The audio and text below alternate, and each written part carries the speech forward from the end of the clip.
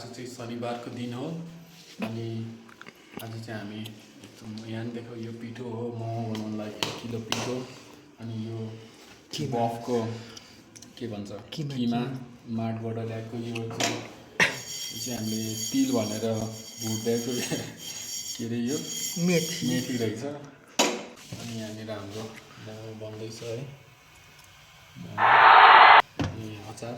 बनाउनु बाँकी हो अनि आज चाहिँ मलाई देखाउँदा अनि आज चाहिँ शनिबारको दिन होइन हामी चाहिँ 10:30-11 बजे उठेको अनि अहिले 1:30 भइसक्यो हामीले 1 गिलास पानी मात्र खान्छ केही खाएन अनि म यहाँ लाइक पनि छु 4जनाले हेर्दा रहेछ 3 लाइक पनि पाइसकेँ मैले त्यही हो अब हामी एकछिनपछि भेटौँ लाइक त एकछिनपछि हाम्रो मोमोको हालत यस्तो छ अबको कति मिनटमा पाक्छ होला त अनि मैले यहाँ हटको बनाएँ लट्सअप बनाइसकेँ 1 2 3 4 5 6 7 8 9 10 11 12 13 14 15 आम्मामा यहाँ छ यहाँ 13 यहाँ 15 13 र 15ले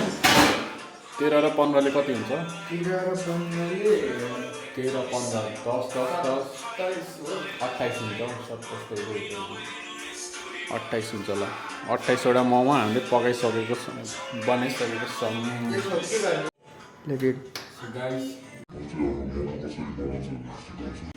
यहाँबाट यसरी डल्लो लिने यस्तो बनाउने अलिअलि तेल लाउने यसरी अनि यहाँ पनि यसरी अलिअलि छर्ने अब यस्तो गर्ने अनि अब लट्सअप ट्याम लाग्यो त लाग्छ नि त नि यो कहाँ हुन्छ त एकैछिनमा मिल्छ अब यस्तो भयो होइन अब गिलास लिने एउटा यस्तो गर्ने ल एउटा दुईटा किमा लिने यसरी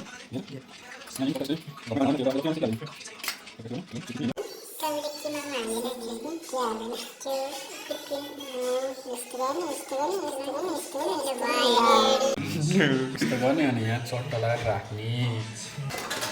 झन्डैले घोप्याएको हेऱ्यो यो यस्तरी लागिरह्यो पोखिन्छ अब यता राख ल है त यस्तो छ 2 बज्ने बेला हुन लागिसक्यो के खाएन चिया पनि खाएन ल मैले अब खाना लाग्यो हाम्रो मोमो पाकिसकेको छ बिहानभरिको मेहनत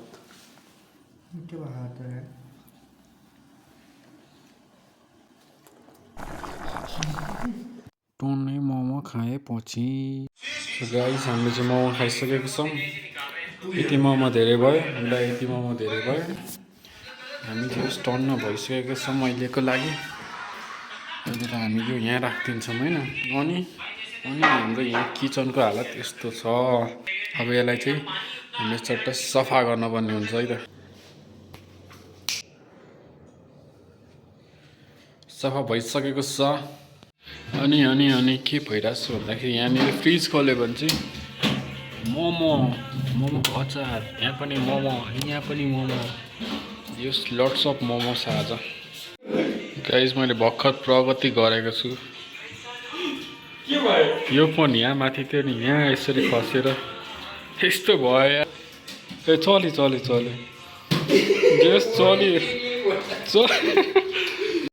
यस्तो बेरी आइपुगेको छ घरभित्र त खुर्सानी जस्तो देखिरहेको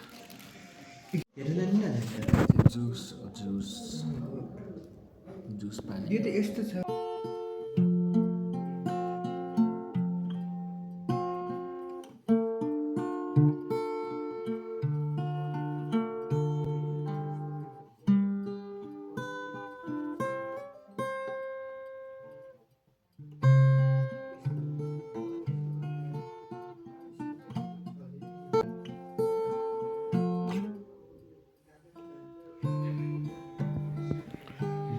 गएको छ आकार भइसकेको छ